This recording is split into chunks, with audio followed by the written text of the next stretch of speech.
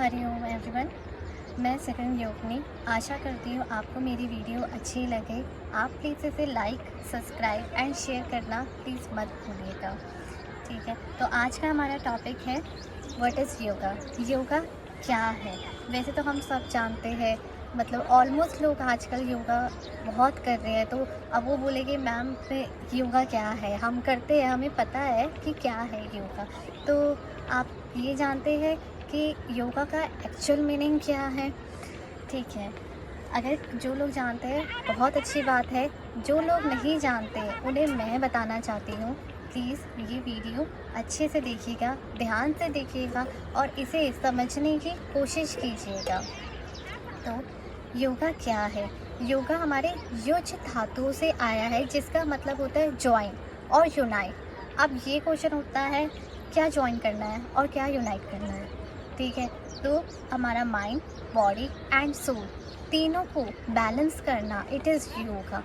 अब मेरा माइंड तो कह रहा है कि मुझे ये चीज़ नहीं करनी, बट मेरा सोल कह रहा है यार मेरा तो मन है करने का। ठीक है, और मेरी बॉडी इस हालात में नहीं है कि वो कर भी पाए कुछ। तो इन तीनों को बैलेंस करना, जब हमारा माइंड तो चाहता है बट हमारा बॉडी और सोल नहीं चाहता, ठीक है, कि हम वो चीज़ करें, तो इन तीनों को बैलेंस करना, इन तीनों को एक सीढ़ी में लाना, माइंड, बॉडी एंड सोल को। सो अब ये क्वेश्चन ज़रूर उठेगा कि अच्छा ठीक है, तो माइंड, बॉडी एंड सोल इसे मतलब हम ये योगा में लेके जा सकते, तो अब इसे बैलेंस कैसे करेंगे?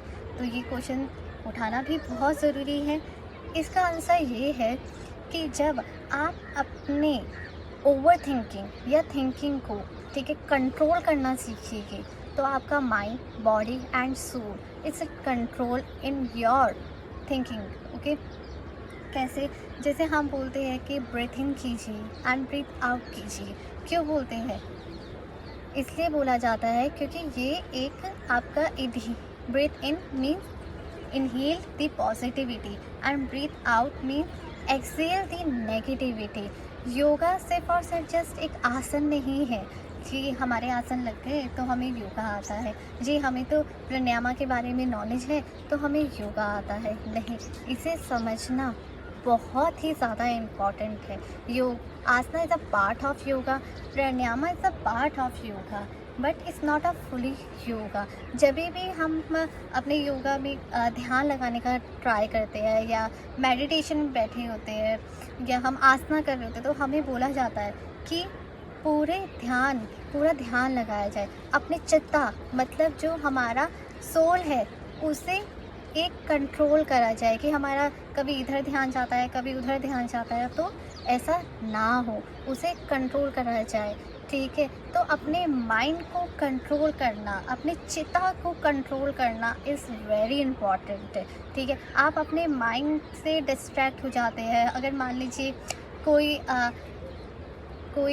एजुकेशन कर रहा है, ठीक है, उसके बाद वो सोच रहा है कि मुझे ये भी करना है, मुझे वो भी करना है, मुझे वो भी करना है, मुझे वो भी करना है। कर तो आप सब लेके, पर एक सीक्वेंस सीढ़ी बनाना इज़ वेरी इंपॉर्टेंट। अगर आपने, कहते ना, दो नाव में कभी सवार नहीं होके चला जा सकता, तो वैसी हमारी लाइफ होती है। ठीक है, ये लाइफ का सबसे बेस्ट एग्जाम्पल है। तो पहले हमें इसे समझना है कि हमें इन सब चीज़ों को बैलेंस कैसे करना है। हमें अपने माइंड को, जो भी हम सोच रहे हैं, जो भी हम कर रहे हैं, उसके हमें कंट्रोल करना है कि नहीं, हम ये गलत है, ये हम सही है। ठीक है, उसमें एक नेगेटिविटी एंड पॉजिटिविटी का बहुत बड़ा रोल है कि पॉजिटिविटी चीज़ को आप इनहेल करते रहिए एंड नेगेटिविटी को आउट करते रहिए। तो ये हमें योगा सिखाता है और एक्चुअल में योगा यही है जो हमें बहुत अच्छा एक ह्यूमन बनाता है। ठीक है, जिसने ये समझ लिया है कि उसे अपने माइंड, बॉडी एंड सोल को कैसे कंट्रोल करना है, जिसने ये समझ लिया है कि आजकल जैसे स्ट्रेस लेवल लाइफ में बहुत ज़्यादा है, बहुत ज़्यादा। हर कोई किसी ना किसी चीज़ से परेशान है, कई लोग तो छोटी छोटी चीज़ों से भी बहुत परेशान है।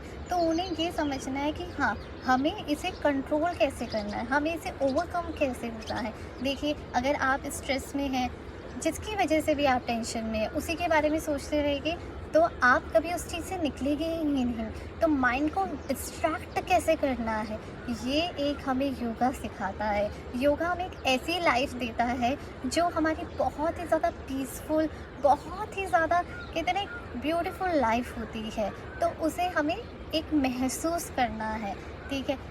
आसन सब एक टाइम पे आके लगा लेते हैं। बहुत बिगनर्स होते हैं जिनके आसन शुरू शुरू में लगते नहीं हैं, ठीक है। वो इस टेंशन में रहते हैं, यार हम तो योगा कर रहे हैं बट हमारे आसन नहीं लग रहे।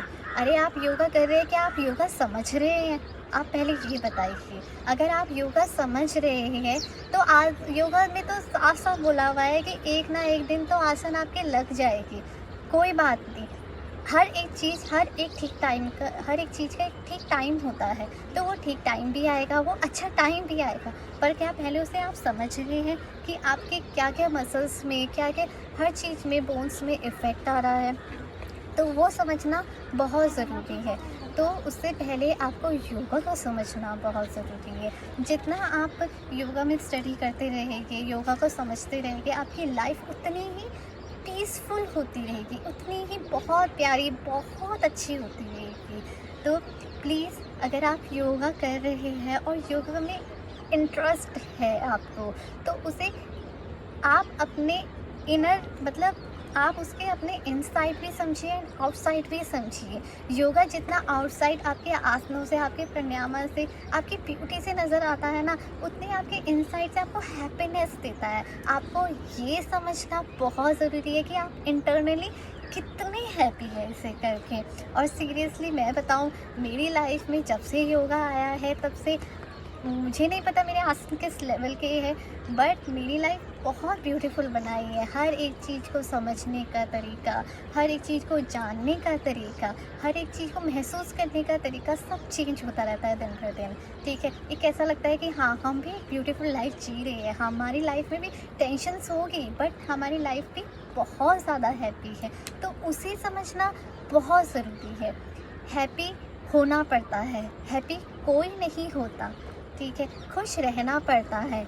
खुश तो कोई पैदा भी नहीं हुआ था, पैदा भी हम रोते हुए ही पैदा हुए थे, ठीक है। तो आपको वो हैप्पीनेस अपनी लाइफ में कैसे लानी है, ठीक है। आपको अपने आप को हैप्पी कैसे रखना है, ये आपके इनसाइड वर्क्स में बहुत डिपेंड करता है। तो एक योगा एक ऐसा ज़रिया है जो आपके इनसाइड कहते हैं ना, इनसाइड पोज को पूरा का पूरा एक्टिव करता है। तो आप एक बारी उसे समझने का ट्राई कीजिए। इट्स नॉट अ डिफ़िकल्ट, ठीक है। बहुत लोग बिगनर्स जो होते हैं या कहीं क्लासेस वगैरह चलती है तो वो लोग बोलते हैं कि आज हमने क्लास ली, हम बहुत थक गए, आज हमें बहुत पेन हो रहा है, ठीक है। चलो 2-3 हफ्ते क्लास ली उन्होंने, क्या 2-3 दिन क्लास ली, तो उनको ऐसा लगता है कि हाँ, हमें तो काफ़ी पेन हो रहा है, ठीक है। नहीं, हमें आलस आ रहा है, हमें नहीं करना। तो क्या आप रियल स्टेट को समझ पा रहे हैं कि क्या योगा आप पे 1-2 दिन करने से तो कोई भी हैप्पी नहीं हो पाता, ठीक है। बट योगा ने आपको हैप्पीनेस कैसे दी, क्या आप वो समझ पाए कि जब आप पहले ही माइंडसेट बना दें कि मुझे तो इससे पेन होता है बॉस, मुझे तो ये करना ही नहीं है, ठीक है। ना यार, क्लास का टाइम हो गया, अब तो मैं ये करूँगी कैसे, ठीक है यार, फिर दर्द होगा आज। क्या आप सोचिए, आपका सोल, आपका माइंड कभी भी उस चीज़ में लगेगा जिस चीज़ में आपको पेन होता है? तो उससे पहले आपको ये करना है कि नहीं, मुझे इससे हैप्पीनेस मिलता है। अरे योगा से पहले, आसना से पहले प्रेयर होता है, ठीक है, ठीक है। कितना breathe in and breathe out में अगर आप ध्यान लगाएंगे तो आपको पेन उससे बहुत कम होगा, ठीक है। कई बार तो होता है कि पेन होता ही नहीं है या कुछ टाइम का पेन होता है और वो ठीक हो जाता है, एक टाइम में आके पेन भी ठीक हो जाता है। फिर उसके बाद जो इनसाइड फीलिंग आता है ना कि वाओ, मुझे तो बहुत अच्छा लग रहा है, ठीक है, वो एक अलग लेवल का होता है, वो एक हाई लेवल का होता है। क्या आप उसे समझ पाएंगे? तो इसे समझना बहुत ज़रूरी है। तो मैं प्लीज़ रिक्वेस्ट करती हूँ, जो भी बिगनर्स क्लास है, जो भी बिगनर बच्चे हैं, ठीक है, जो अभी योगा में आए हैं, वो कभी ये ना सोचे कि हमसे ये नहीं हो रहा, हमसे वो नहीं हो रहा, हम कैसे करेंगे यार, हमें तो संस्कृत नहीं आती, हमें ये नहीं आता, हमें इतना ऐसे आसन कैसे लगे कि हमारा तो उम्र हो चला। ऐसा कुछ नहीं है।